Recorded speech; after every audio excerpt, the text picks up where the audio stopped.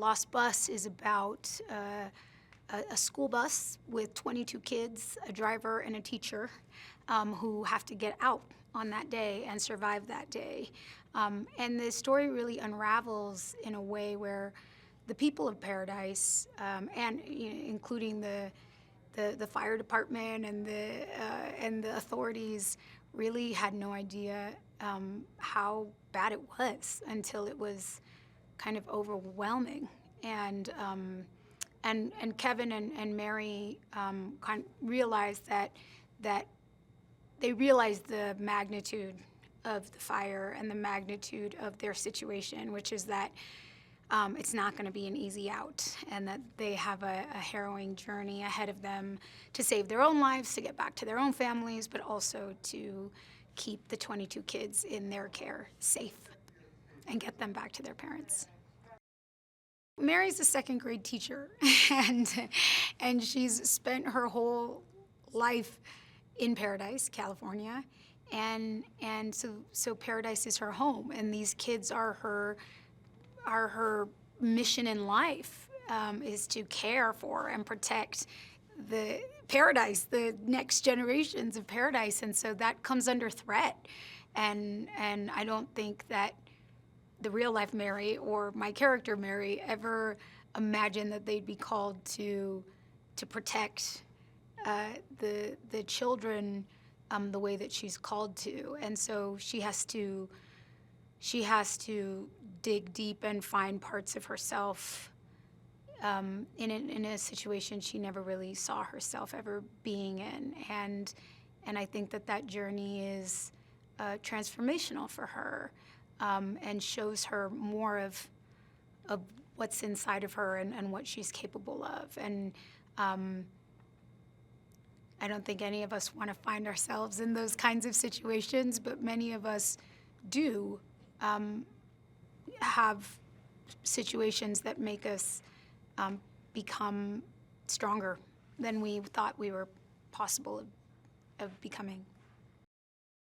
I talked to Mary a lot about, how she kept these children, or tried to keep these children calm, and she was deeply concerned with their mental state in a situation that was terrifying to anybody. Imagine children from kindergarten to 5th grade without their parents on a bus in the middle of a fire. I can only imagine that she had all of her own fears and triggers happening in that moment, and yet she had to kind of be a rock and a presence to help these kids feel safe and calm, even in the face of some really terrifying things. And so I think her experience as a teacher for 20-something years helped her really try to engage those children in a way that maybe minimized some of that fear, reduced some of the trauma that surely it caused for them. Also, I think that they had to discover new skills. I mean, they had to kind of realize that they were on their own, and how are we going to make it out? And there's a moment inspired by real life, which is that Mary had to get out of the bus and find a way to get water for these kids, and use her best judgment for when kind of enough was enough, and the kids couldn't take it anymore, and they needed water, and she found the courage to go out and get it. Matthew is wonderful to work with. A super generous actor, extremely present. It's fun and dynamic to be in scenes with him. It's always the scene is always changing and moving. It's very alive, and it's just been wonderful to get to work with him in this. It all feels very safe and controlled. I was in the beginning wondering how are they going to do this? It's quite amazing, the ingenuity of how we're shooting this, what's real and practical enough to give us the sense of what it was like, but what will be filled in later on.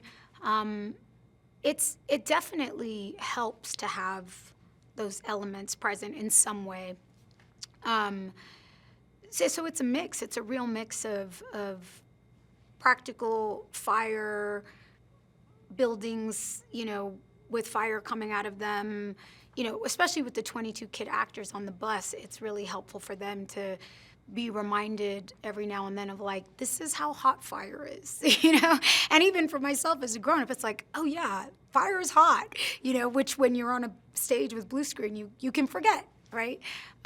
So the elements really go a long way in helping that kind of visceral reaction, the fear that kicks up when you're near those things,